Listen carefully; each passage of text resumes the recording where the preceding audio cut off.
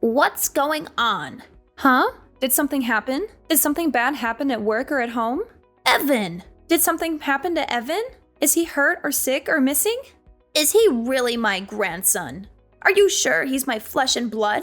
Yes, of course he is. Why would you even doubt that? He's your son's child, and he looks just like him. Oh, really? I wouldn't know because I've never seen him. Why are you sheltering him from me and the rest of the world? Your parenting practices are very questionable. You're keeping him away from me and from other people who could teach him valuable lessons and skills. I'm not sheltering him from anyone. Whenever we walk around the neighborhood, I make sure he says hello to all of our neighbors. I'm not trying to prevent you from seeing him or anything. We just went over to your house 2 weeks ago. You're exaggerating and being paranoid. That's not enough. He's going to know the people in his neighborhood better than he knows his own grandmother. You're being very inconsiderate. Think about how that looks for me. You're depriving him of a close bond with me and a sense of family and tradition. Mom, listen. We've discussed this before. Wanting to see your grandchild is one thing. It's totally different to want to see your grandson so you can force him to do what you want. You invited him over, saying you wanted to play, but you made him rearrange your living room with you. You tell everyone he's going to Harvard, so you force him to study instead of letting him play outside. It's no wonder he doesn't want to come over that much. You use him as a tool to fulfill your own agenda and to impress others. You don't let him have fun or be himself. You make him feel stressed and unhappy whenever he's with you. What are you saying? How dare you talk to your mother-in-law that way? Are you accusing me of being a bad grandmother and a bad person? How disrespectful and ungrateful of you. You should be thankful that I care about him and that I want the best for him. Trust me, I want Evan to have a good relationship with you. But that's not going to happen if you keep making him do things he doesn't want to do because you think it's right. I appreciate that you love him and that you have good intentions for him. But you need to understand that he's his own person and that he has his own dreams and preferences. Are you doubting my judgment? You're such a naive, foolish woman. I've been on this earth far longer than you have. I know what's best for him. You're really failing as a parent. I think you have a lot to fix about yourself before you can continue to raise your son. Yeah, okay. I'll get on that. Sure, whatever. I'll do that right away. By the way, when are you expecting your baby? James told me the news. You're having another child, right? Why did you keep it a secret from me? Why didn't you share this wonderful news with me as soon as you knew? Oh, my bad. We've been very busy and stressed since we learned about it. This is what I mean by your mistakes and flaws. You need to improve yourself before your second child is born and be a better mother and a better daughter-in-law. I'm warning you now. You better have a daughter this time, or you'll face the consequences. What is that supposed to mean? I can't choose the gender of my baby. It's determined by nature and chance. I don't care about that. What if you have another rude and disobedient son like Evan? This world needs more females, not males who cause trouble and violence. And I'll be the one who decides what to call her. Don't you even think about arguing with me or defying me on this matter. Excuse me? You can't be serious. I've always dreamed of having a little girl of my own.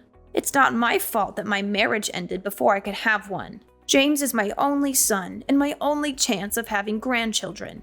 I suppose technically you are my daughter by marriage, but I don't think of you as my daughter at all. You're nothing like the daughter I wanted or imagined.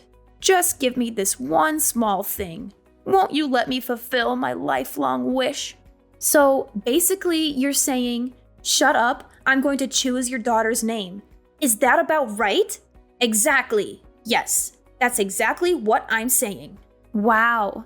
The parents of a child are the ones who name it. Have I made myself clear? A mother-in-law's authority is supreme. Everyone knows a daughter-in-law must obey whatever her mother-in-law demands. I won't tolerate any arguments or complaints from you. It's already settled. I'll be accompanying James when he comes to see you in the hospital, and I'll inform the doctors of the name I've selected for her. Let me know as soon as possible if you're having a son or a daughter. Do you understand what I'm saying?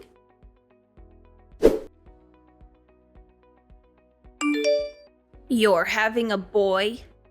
Yes.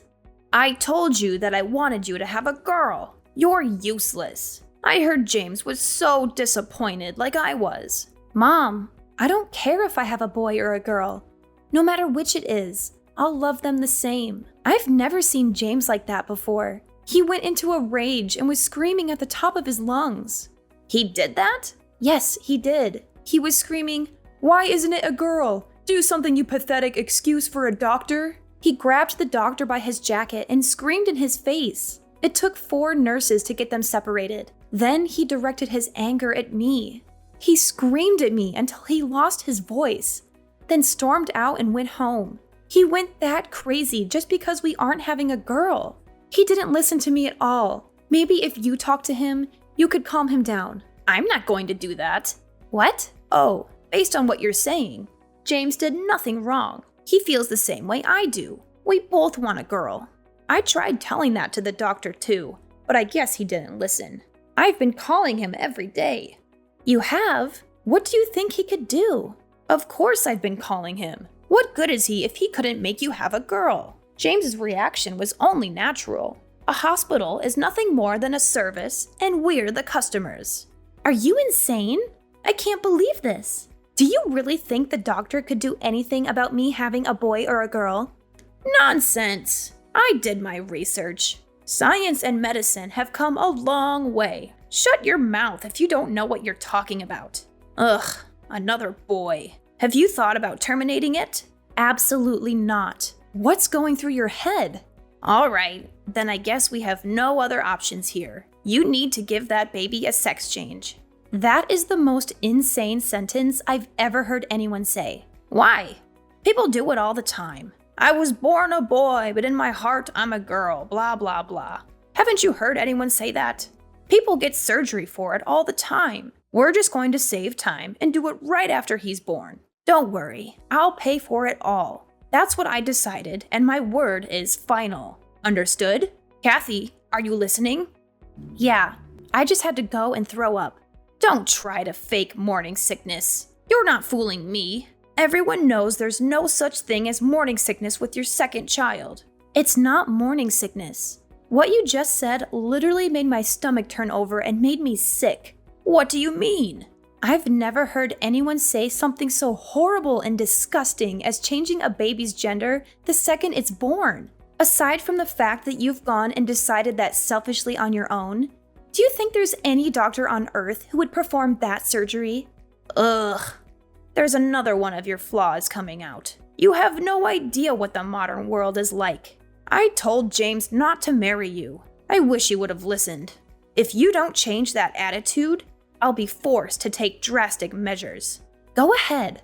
I'm sick of talking to you and listening to your ridiculous and horrific demands. I'm not listening to another word. Kathy, is everything okay?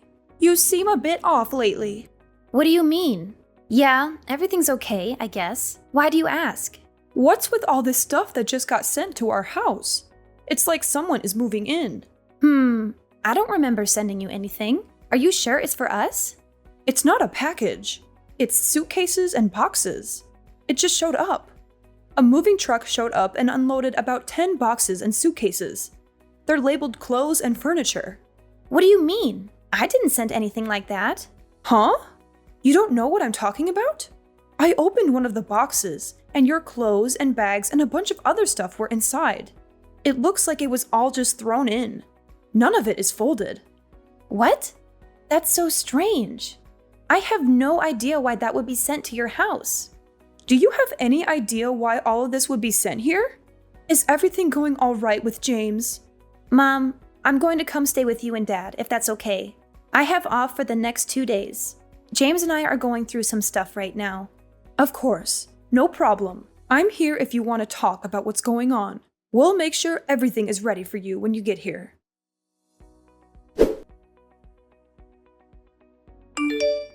Hey, Kathy. Did everything make it to your parents' house? I knew you were behind this. No need to repay me for the moving truck. It was my pleasure. Of course, James thought it was a good idea too. We sent over the divorce papers too. They'll probably arrive tomorrow. be a good girl and sign them ASAP. Divorce papers? James and I haven't decided on anything regarding a divorce. That's something a husband and wife decide, not the mother-in-law. No need to talk. James has already said that that's what he wants. He told me to text you because he doesn't want to talk to you.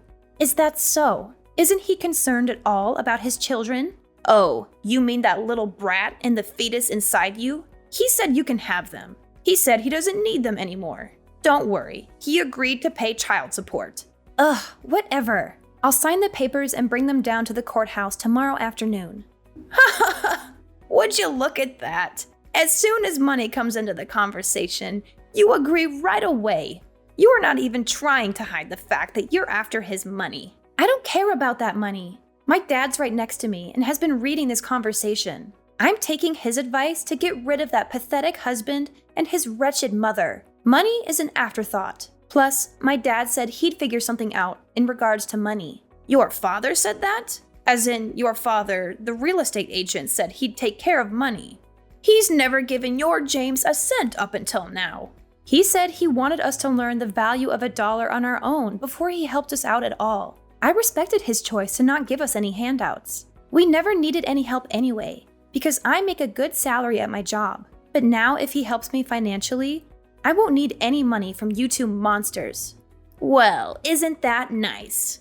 Daddy coming in to save the day, saving you from the evil villains you're making us out to be. That's ironic, since you're the only one who's to blame for all of this. You're the one who just couldn't make my wish come true and have a girl.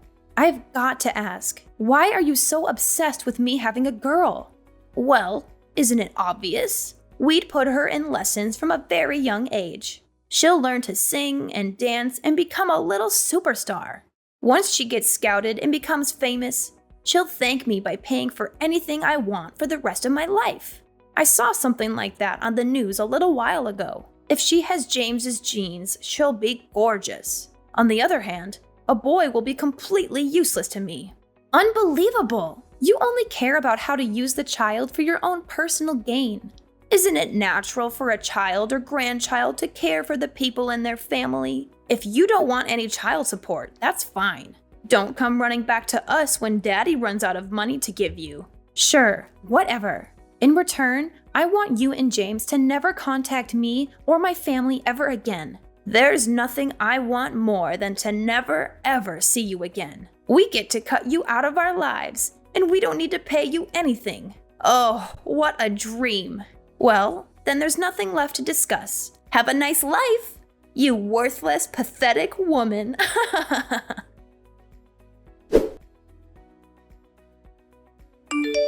Hello, Sandra. It's been a while, huh? How have you been, huh? Who's this?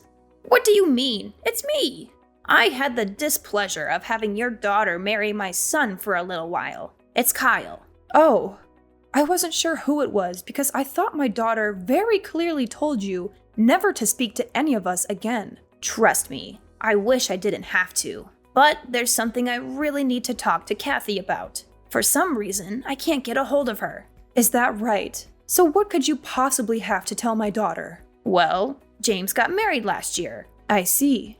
Congrats. It's nothing to congratulate me on. What's that supposed to mean? His new wife is awful. She doesn't listen to anything I say. She always talks back to James, too. She's too abrasive and dismissive of our advice and requests. Oh boy, sounds like a real problem. The worst part about it is she doesn't want to have any kids. Well, it's becoming more and more common these days for married couples to decide on not having kids. I don't care about other couples. Isn't it a woman's duty to listen to her mother-in-law's wishes? It's completely unacceptable. So that's what I wanted to talk to Kathy about. I was wondering if Kathy could take James back. Excuse me? In a few years, I think I'm really going to slow down. I'll need someone to look after me. I don't think this new woman is going to help me at all. So let me get this straight. You want Kathy to come back so she can take care of you when you get old and feeble? Oh, not just that. If she comes back, I'll forgive her for having a boy instead of a girl like I wanted. I won't say anything else about her having a girl. What do you think? I don't even have to ask her. It's a resounding no. What? He's married now. What is he going to do about his new wife? Well, of course I'll have them get divorced. She's not a good fit at all in this family. That's what I thought. I don't think there's a woman on earth that's a good match for your family. Pardon me? Actually, I'll put it this way. You and your son are not a good match for my daughter. There's absolutely nothing you can say or do to convince me to let Kathy go back. Is that so? Like mother, like daughter, right? Oh, you're both disrespectful. Not to mention you're both good at getting on my nerves. Fine. I'm never going to contact you ever again. Really? Oh, that's great. I don't need a worthless woman who can only have boys. Oh, by the way, we named the baby Ricky. What? Kathy said she wanted me to be the one who named the baby. It took me a while to think of a name, but I really liked Ricky. Once she was born, she really did look like a Ricky. What are you talking about? Wait 1 second. Yes? Your daughter had a boy, didn't she?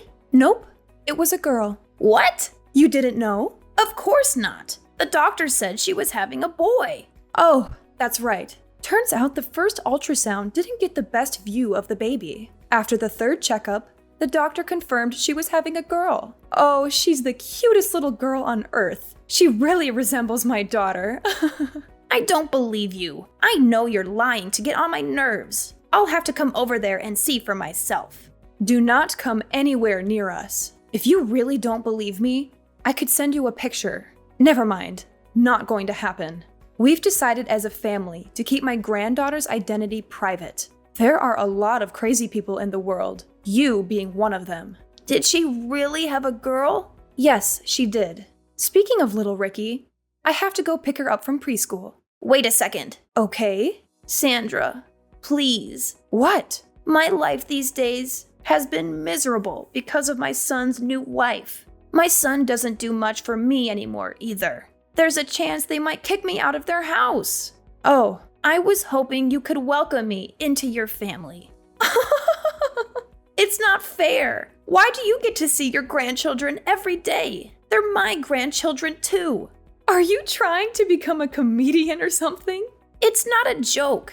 I'm being serious. Please, just try and convince Kathy to change her mind. Give me a second to think about that. Absolutely not. You'll never be a part of this family, you psychopath. Have you already forgotten what you put my daughter through? Stop! That's all in the past. Water under the bridge. I want to see my grandchildren. You're the one who didn't care about what happened to them. We have no obligation to let you see them. You're such a stupid woman, aren't you? You're so selfish keeping your grandkids all to yourself. You're horrible. How do you expect a woman like me to live on my own if they kick me out of their house? If anything happens to me, it's your fault. You'll be fine. I actually came up with a great idea. What is it? Get a sex change. Science and medicine have come a long way. Shut your mouth. I'm going to block your number if you say stupid things like that. Sandra, are you there?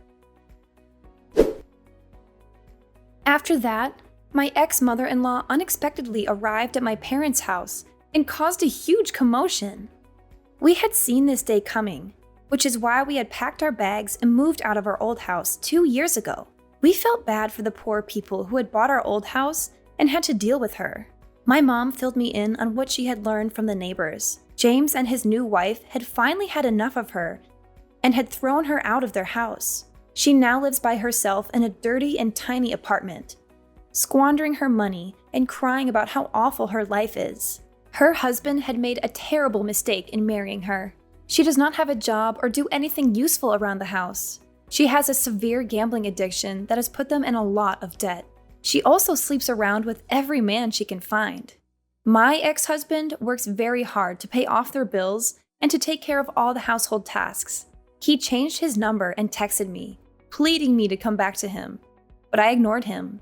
I would never leave my parents, who have been so kind and helpful in raising my children. Our lives are much more peaceful and happy without those two horrible people in them.